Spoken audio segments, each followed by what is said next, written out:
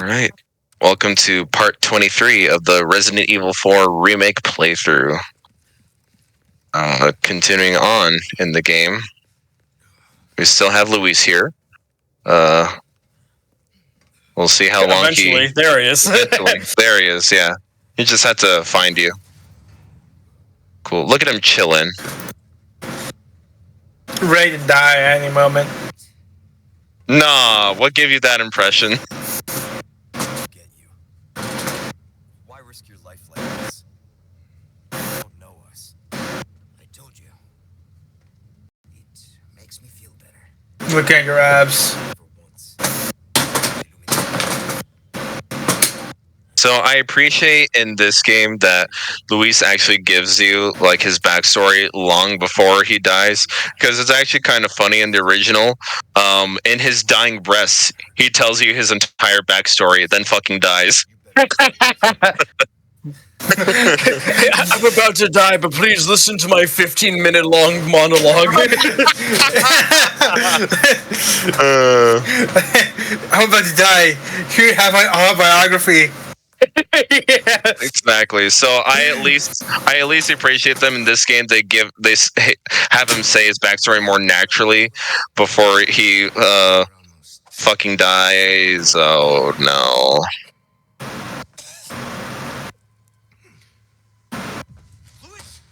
Dead. Long time no see. Now's the perfect time for me to tell you my backstory. That's how it would have been in the original. Stolen goods. Oh man. Killing a But yeah. Who the fuck is this guy? I mean, as you said, they foreshadowed him not so subtly. Not The previous- so subtly.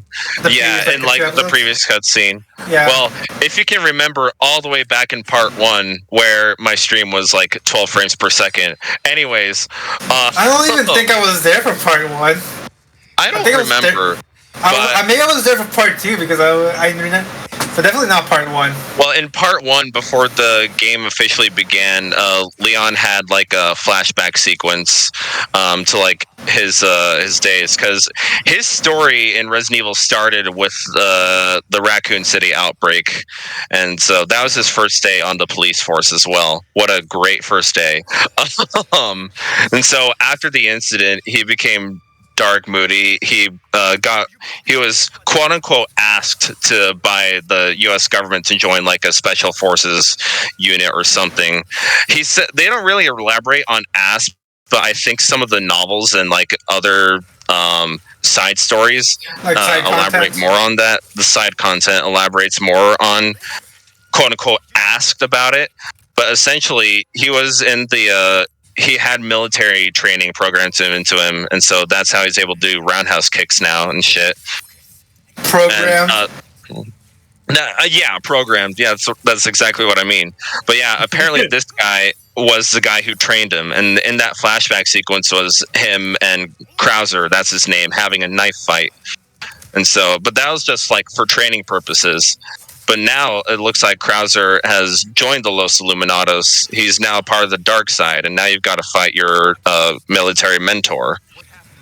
I should have been the one to fill your dark soul with light. Like, fuck, I lost my voice when I tried to like. You tried, yeah. But yeah, so going That will back, always my be very the- first experience with original Resident Evil 4, me not knowing anything, but me at least understanding that this game had a 4 in the title, so there are at least 3 other stories that I was missing. So I thought this no, this guy, is the first one. I thought this guy Jack Krauser was from one of the previous games in the franchise, He is because not. he had. Yeah, he was talking about how it's like long time no see rookie. It's been a while and some shit like that, you know? Like they had a previous interaction before. But then I finally looked up into the story franchise, and he's nowhere to be seen in the Resident Evils 1, 2, 3, 0 Code Veronica at all. His introductory game was RE4. It just shows up So- like as a side, like a like a whippy little kid, Veronica, and you're like, he doesn't show up anyway. It's been a while since we've met for the first time ever. I mean, yeah, that's exactly how that goes. And the original game didn't have that flashback sequence that the remake has to like kind of solidify that or make he's a that new foreshadowing. Yeah, he's like, long time no see. Who the fuck are you? Leon. The first time me and you little player? Yeah. Like, imagine if he just says that in the game. Fucking just breaks the fourth wall out of nowhere. Sorry, but that game hasn't been remade yet. Because apparently, if you do want some Leon and Krauser interaction, like them going on a mission together, then you'd have to play the Resident Evil Dark Side Chronicles, a rail shooter for the Wii. Oh my god. Yeah. I mean, they could have been good. We'll see. I don't know. Here's the thing. If you're looking for a rail shooter, probably would have been nice to have like Resident Evil characters to play with. Uh-huh. If you're looking for a Resident Evil game, probably fucking sucked. Probably, yeah. They made 2 rail shooters for the Wii, Umbrella Chronicles and Dark Side Chronicles. I sampled Umbrella Chronicles. It wasn't really... It was very unforgiving with its QTEs. I remember that. Because I know for a fact that there was also like Dead Space on-rail shooter for the Wii, I think. Oh, really? Yeah. I see. And I mean, people say that other on-rail shooter is pretty good. Well, good for them, I guess. Yeah. But the Resident Evil rail shooters were essentially just retellings of the classic games. Except the Dark Stories one.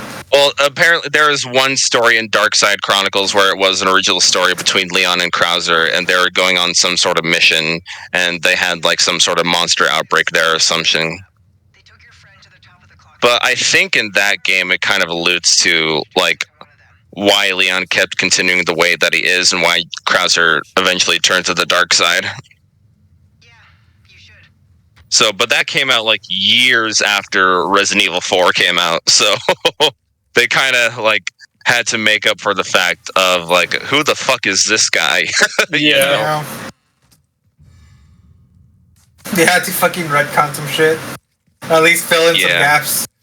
Yeah, filling a gap is The better term. the better term for Dark Side Chronicles.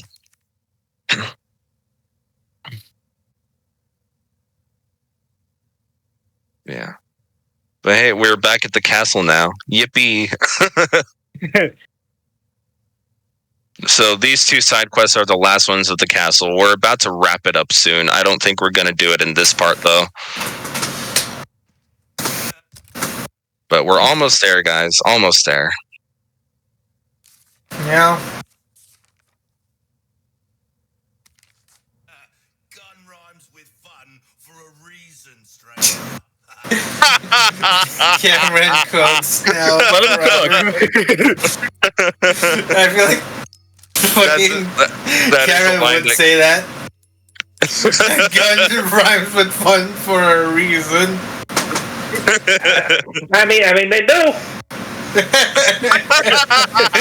Oh no, he's got a point. They got something there. So let him cook.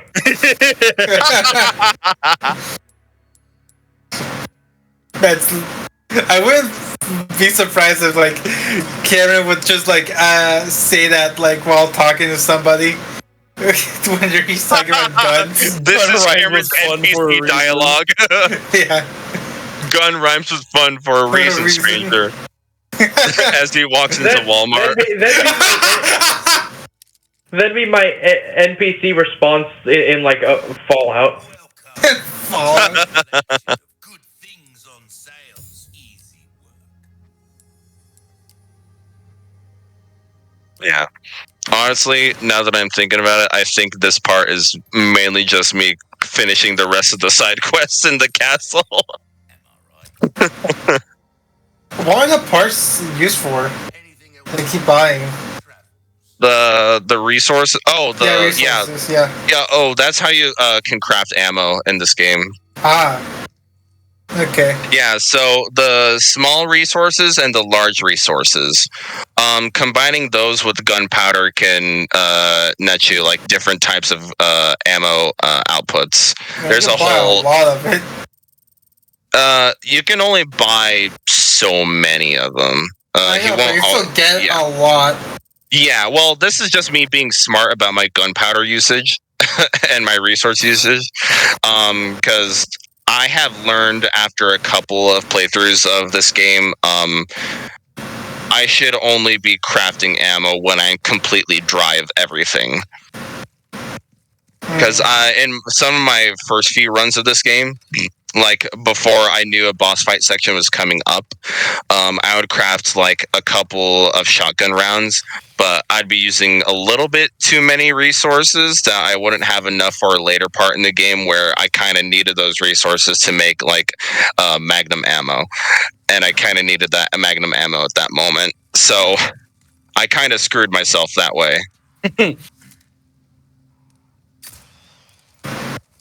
So that's just what I recommend to new players as well. Just like don't craft anything until you're completely dry, and also like be smart about upgrading your handgun firepower, because the more firepower you have, the less handgun ammo bullets you'll be wasting, and you need a lot of those in this game. And my goal is, at least, is to not craft any handgun ammo at all, and only use the ones that I find out in the overworld. Damn. Yeah, that's my goal. I feel like I'm a bad player if I find myself in a situation where I need to craft some handgun ammo, because fuck, that would suck. And that means I'm also using resources which would drain me of potential shotgun ammo crafts and stuff. How common are ammo pickups like in the world? Every box. Not including the ones that you can find in like crates and barrels. Not very, actually, because the crates and barrels they're all randomized and pertain to the weapons that you have on your character. So there's only a couple moments where like say on a windowsill there'll be some handgun ammo there. That's always fixed and it'll always remain like that. But the ones inside crates and barrels always random. So like right now I have the TMP and the shotgun on me. So yeah, it's gonna keep spawning some shotgun. See, that's how I remember during the Verdugo boss fight I was able to spawn so many red herbs, because I had everything. Yeah, because I had no weapons on me at that point, and I switched my attaché case to the red one. So that's how you can manipulate the ammo pickups from the crates and barrels. Yeah, it's depending on what's in your inventory at the moment. Right.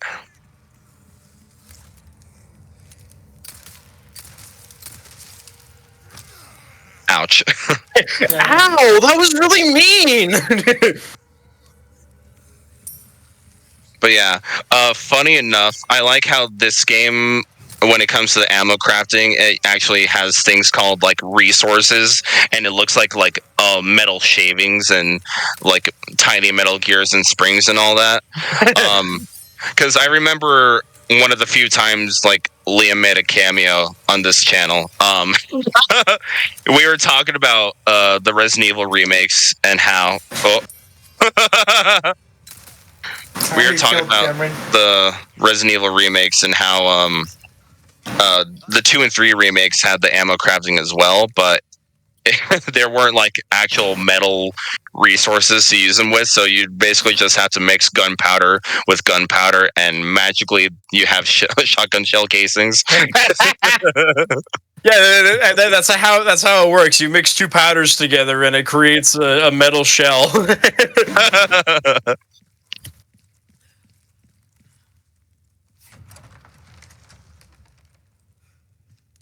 That's the hole we fell in earlier.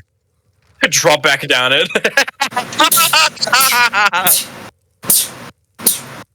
It was so fun the first time. I want to do it again.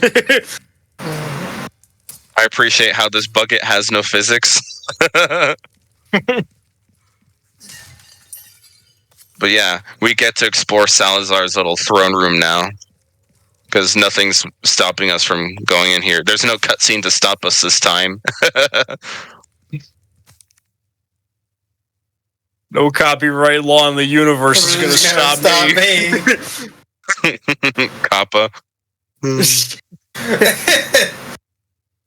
You let it stop you? Pathetic. I know. We're so pathetic. You didn't want to do shit with it, so you fucking even deleted the channel. Yeah. Like you like. It was a scary moment. And fuck, we were like 17 at the time. We didn't know shit. True.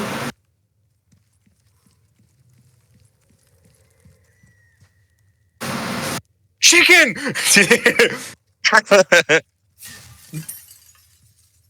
It wasn't until like Josh was like, "Hey, I want to make a new channel." Back. Welcome back. My laptop died. Oops. Let's go. Hope I didn't miss any more guns. No.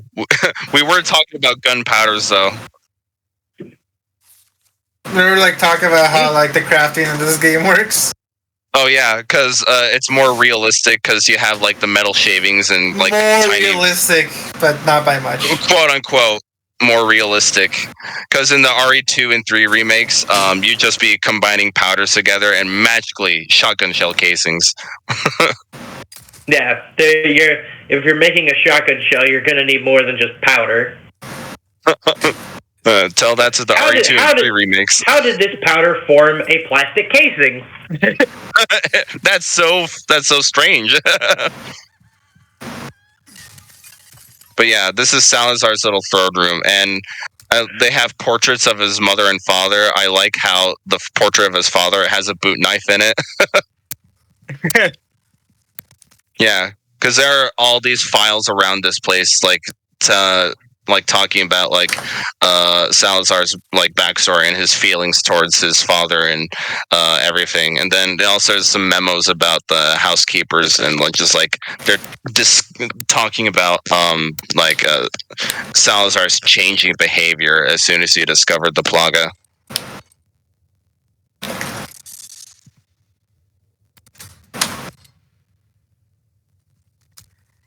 I'll be taking this. Gold chicken egg. The golden egg. Oh, here we go. The reference to the original game. Now. Yeah. Yeah, they kept it in. Chicken. Hold on, just a little longer. I like how the chicken runs away from you. But yeah, the side quest here is to deface that portrait of Salazar there. Bullets don't work for some reason, so Throw an egg at it. What would deface a painting quicker? A bullet or a random egg? Random egg. I'll go random egg for 200.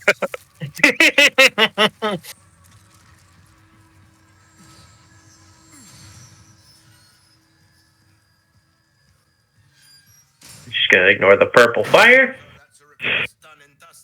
It can happen. It'll take a lot of resources. It certainly can happen.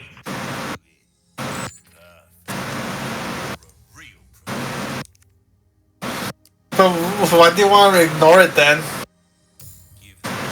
Because, well, okay, you can make purple fire. Yeah. But here's the thing: fire just doesn't naturally turn purple. You have to. Right. There's quite like a list of certain chemicals and stuff to make it give it that purple hue. Right.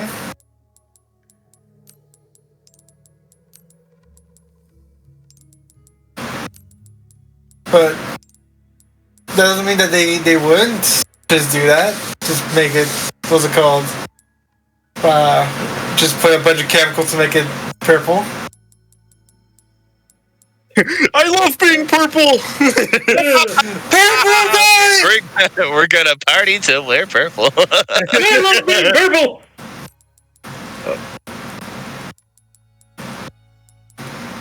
God damn it! There's still. I have too many resources. You have I too want many. to keep it. Oh fuck! I combined a green with a green. Forget healing. Keep only the guns. Yeah, you don't need to heal if you don't get hit. Yeah. Oh yeah. Healing's irrelevant as long as you have buckshot. Fucking get shot in the arm. Oh, I guess I listened to you. I just discarded one. No, give that back. I need it.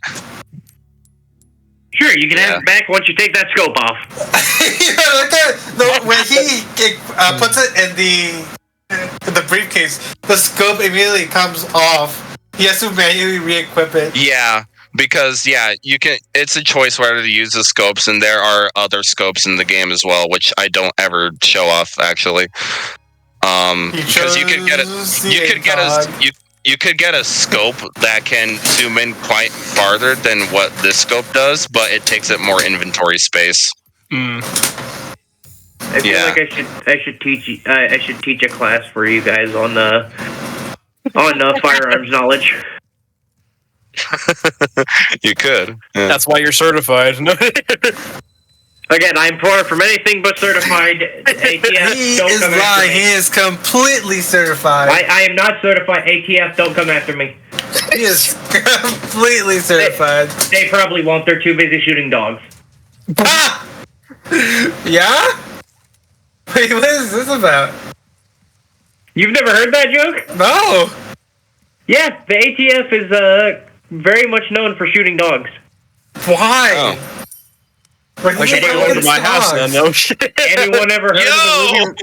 Anybody ever heard of the Ruby Ridge incident? No. Okay, Are we gonna get a history lesson? I can give a short one. Okay. So essentially, the ATF believed someone was manufacturing. Does anyone know what the ATF does, by the way? They regulate firearms and stuff, right? Yes, they are federal enforcers on firearms. Take note that they enforce, which means they cannot create anything, which is honestly what they've been trying to do for the last few years. Essentially, they believe that someone was making illegal weapons on a ranch in Iowa. It was either Idaho or Iowa. I can't remember which one. They're both the same, honestly. So, they decided to issue a raid. So when they came onto the Ruby Ridge property, two of their agents saw a dog, and the dog was coming at them. Now, I don't think the dog was ever acting any violent, like whatsoever. Essentially, because they didn't want to be caught, they shot the dog. I see. Damn. Not only, trust me, it gets worse. Oh no. So to be fair, this family that lives on that ranch, the person they suspected who was making these illegal weapons, I can't remember what his name was, but he had a wife and three kids. He also had a friend who was there as well. Essentially, the eldest son saw the dog get shot, and we'll just do a quick pop quiz lesson. You see your dog get shot and you have a gun. What's your first response? And you have no idea. You have no idea who it is, by the way. Who shot Call the the dog. police? That would be one. That would be one. That good answer. You get a sticker, Carlos. Essentially, this person's first reaction was to fire at the person who had shot their dog. Upon learning that it was federal agents, he then immediately turned around and ran back to the house to warn his family. The agents then shot the kid in the back. Oh. And killed him. Oh. Not only that, during a few hours later, when they tried to get his body, when the people in the house tried to get his body, so it would not be out in just the open, as they had ran back, a sniper for the ATF fired off a shot, which went through the door and shot the wife in the head. Oh. The wife, who was carrying a 3-month-old baby, and dropped the baby as she was shot. Great. And the friend in the house ended up getting shot in the leg, too.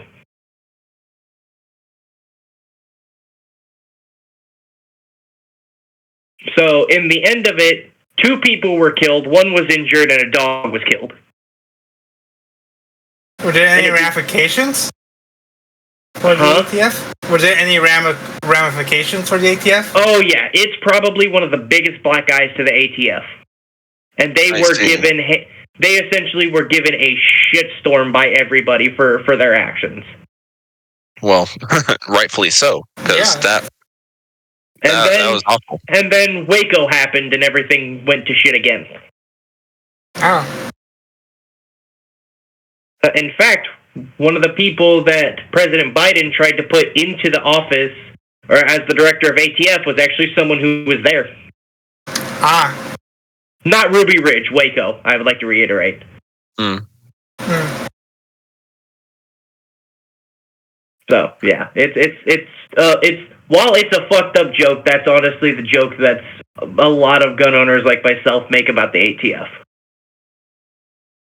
Yes. I see. Well, yeah. That's fucked up. Not kidding. No, I'm not kidding. Just look up the history of the ATF, and you'll see there's some very dark shit to their ways. Just like any government agency. Yeah, they brand themselves like our mission statement. Then you go on Wikipedia, controversies. Yeah. Alrighty then.